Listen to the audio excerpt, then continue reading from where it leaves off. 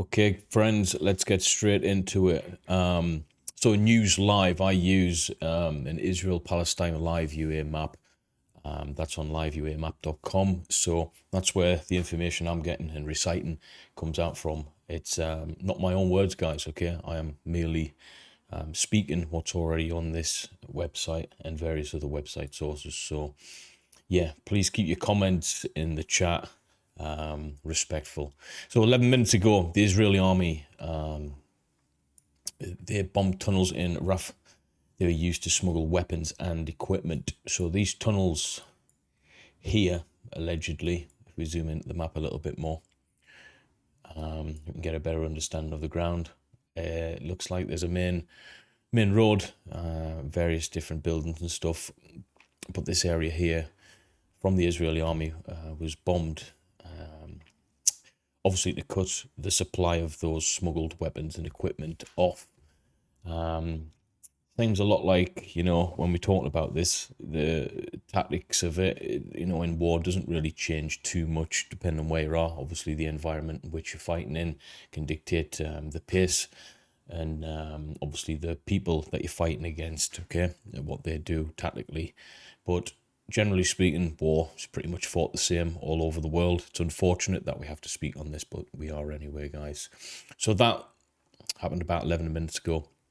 12 minutes ago, Abdul Malik al-Houthi says, if Americans intervene in some way, we are ready to participate, even with missile bombing and drones. So this is escalating a great deal, guys.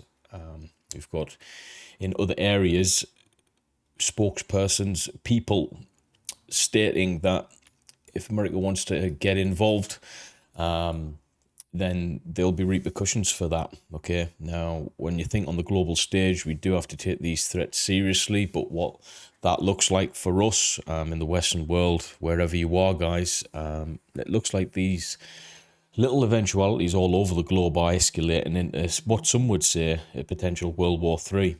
This is how world wars start at the end of the day. Mini fracases all over the world, all at once. And certain interests of certain groups and certain people just getting to a point where everyone's at war. Hopefully that doesn't happen, but what's going on in this region, Israel, Palestine, is terrible, no matter what side you're on, okay? And we have to look at it from that point. Killing in any shape or form is just barbaric. It's terrible, okay? It is terrible. Slightly adjacent to there, it's in this area. Let's zoom in a little bit. Beersheba under rocket attack again. So this place has been smashed before, okay? And yeah, this place is going to be, not fit to look at, all right? We've seen the images coming out of Ukraine. What happens after these rocket barrages and strikes? Yeah, these places get mowed down pretty quickly, okay, to an almost unrecognizable sight. Now, Pentagon office, about 20 minutes ago, has stated that we do not rule out carrying out a special operation to liberate our citizens in Gaza. So when they say our citizen, they're talking quite literally about American personnel, American individuals, whether they are civilians or in an active military role. If they are in an active military role over there, then that's that changes things massively anyway. But they want to get their citizens out of Gaza, and they do not rule out a special military operation. Okay, this comes fresh from the Pentagon.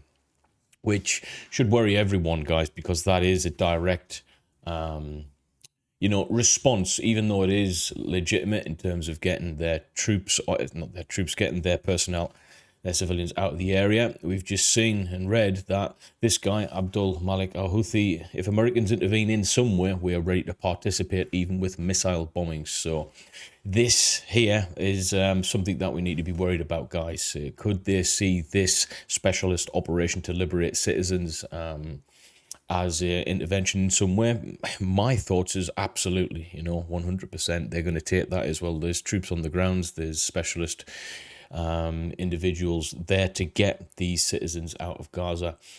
We do need to look at this logically speaking. You're not going to send in regular infanteers for this. You are going to send in the best that you've got, okay, to be able to liberate these areas, because it is a very, very hostile situation indeed, okay? Now, Ishmael family house has been levelled west of Khan Yunis, southern Gaza, which if we zoom in a little bit here, you see that pretty much most of this area is residential, no matter which direction you're looking at it from. Hundreds and hundreds and hundreds of houses and buildings all located within this area. You see on this picture to the right-hand side. Not too sure if that is the exact house, but it's within the region, guys, and it's absolutely devastating. And these areas, these houses will definitely be getting some form of what's the word, collateral damage with regards to that. And I've just seen this to the West Family Rehabilitation Society. That's quite ironic, that, isn't it? Intensive airstrikes east of Zaytun neighborhood of Gaza. So a little bit less populated here, less densely populated, but nonetheless, these are areas, main areas in which people live in. And these airstrikes, you know, even if they are tailored towards certain targets, innocent civilians will be perishing within this. And that's one thing that we need to remember, guys, okay, that the innocent always suffer the massive consequences of war. It's never the people that should be held accountable. So yeah, it's terrible no matter what side you are on.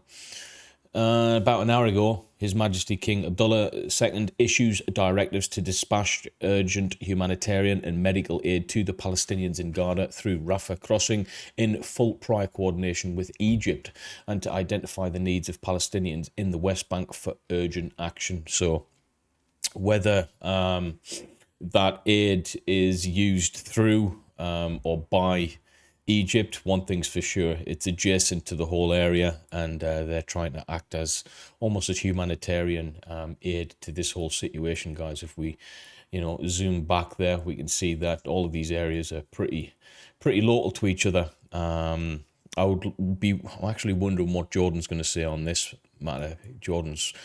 Some would say the sensible head within this whole region, with their decision making and stuff like that. That's why they work closely with Britain and America. I've been there myself whilst I was serving in the military. So yeah, be interesting to see what's going on there. Members of Hamas political bureau, Zakaria Mohammed and Jawad Abu Shamala, were killed in raids in Gaza. This is coming in a little over an hour ago as well. So we can see this is right near the coastal region troops, where this report is coming from. And in terms of this area, it's pretty much the same no matter where you go.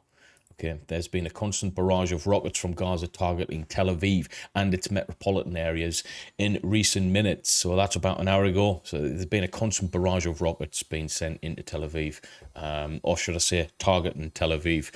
If you haven't been to Tel Aviv, troops, it's a fantastic place, a beautiful place. It took me by surprise when I went there, you know, with what's going on in the world. I was there about 6 years ago, and yeah, it was actually quite nice, and I was pretty shocked to see what I saw. It was a nice place, okay? To think that a few miles away, all of this trouble's going on, and I have been to the borders of these areas, of these zones where the big walls are. It's horrible to see, guys. I don't care who you support. It's not nice, all right? I've been there. I've had a look to see for it myself, and yeah, my heart goes out to everyone who's involved in a negative way. Now, Hamas claims to have launched rockets at Ben Gurion Airport. If we zoom in on this, let's have a look. I believe this is the area north of the region. Let me see, actually, I can't get... There we go. Yeah, so this Hamas claims to have launched rockets at Ben Gurion Airport. Terrible if that is the case, obviously. You know, that's obviously going to restrict logistics and stuff like that. Goes without saying. You can't get in, you can't get out. It's going to be a problem no matter what. So what's Putin got to say about this whole situation? Putin at a meeting with Iraqi Prime Minister says the conflict between Israel and Gaza shows a failure in US Middle East policy, and adds the damage to the civilian population must be minimized and reduced to zero, and we call on all conflicting parties to do so. The damage to the civilian population must be minimized. It's strange, this, but you know, when you look at what's going on in Ukraine at this moment in time, for him to have anything semi kind of you know, to have a positive moral stance on the whole situation, i.e. minimising the civilian population casualties to zero. That's it's kind of, I can't really take that too serious with what's going on in Ukraine, although it's what we want to hear all world political powers say, and political individuals such as Putin. It just seems a little bit short, doesn't it? You know, I can't really take that with any kind of what's the word, seriousness. You know, I think he needs to look a little bit further at what is going on between his war in Ukraine. Okay, it's terrible. So yeah, he's saying it. I do agree with it. I think the damage to the civilian population has to be minimized on both sides. Okay, I don't want to see any more of these horrible videos coming out of the cosmos. Okay, it's terrible. It really is.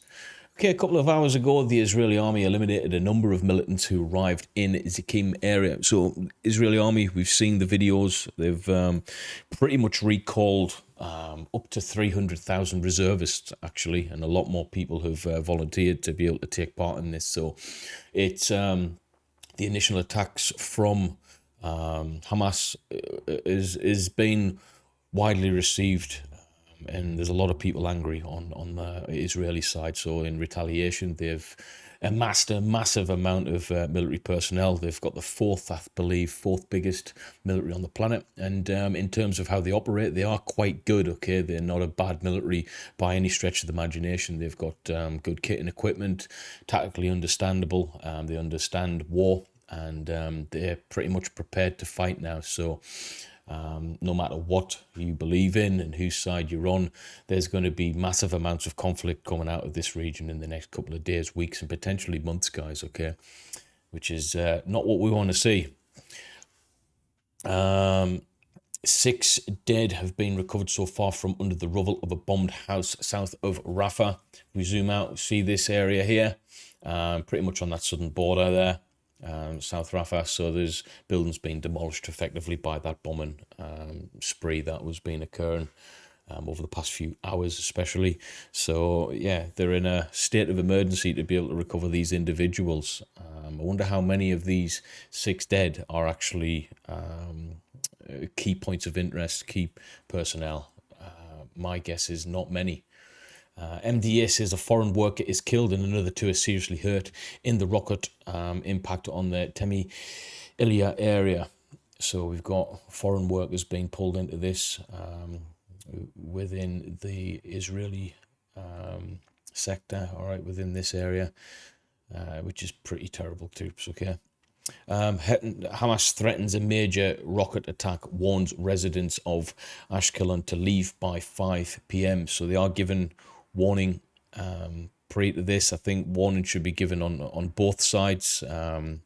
Although I wish this wasn't happening in the first place. Yeah, warning does at least help the process to be able to get innocent individuals out there. But what it also does is defeat the object of a rocket attack, because it also allows the opportunity for the alleged bad guys to get out the area, the people who you really want to target. So for me, it's a pointless evolution. You know, you are literally bombing a place, giving people notice to get out there, literally to destroy infrastructure and housing, and escalate this further, which makes zero sense.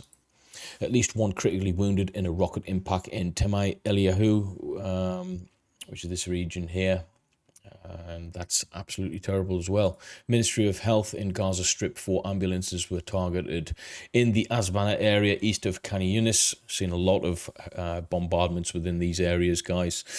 And 3 hours ago, we heard sounds of gunfire and clashes east of Al-Shujaya neighborhood in Malka, east of Gaza City, within the border with Israel. So why is this area quite prominent? Well, we know that they've been using these areas to go back and forth into whichever area you're wanting to get into, whether it's Israel or Palestine, Gaza City, sorry. And yeah, these areas are of concern. You want to stop the movement, no matter what side you're on. Then the border is going to be an obvious choice to be able to attack, okay, to stop the guys and girls going across this border. As you can see, we've got quite a bit of action going on there. Troops, thanks for watching, and I'll see you in the next one. We are going to be blasting these out as and when. And anyone who wants to write a comment on this, negatively saying, you know, I'm impartial, or I'm not impartial, or saying that I'm for a certain side, your comments will be removed. You know, that's pretty stupid of you. I've just literally read most of it off here and give a neutral stance on all of it. I am neutral, I am neutral, I am neutral on this whole thing.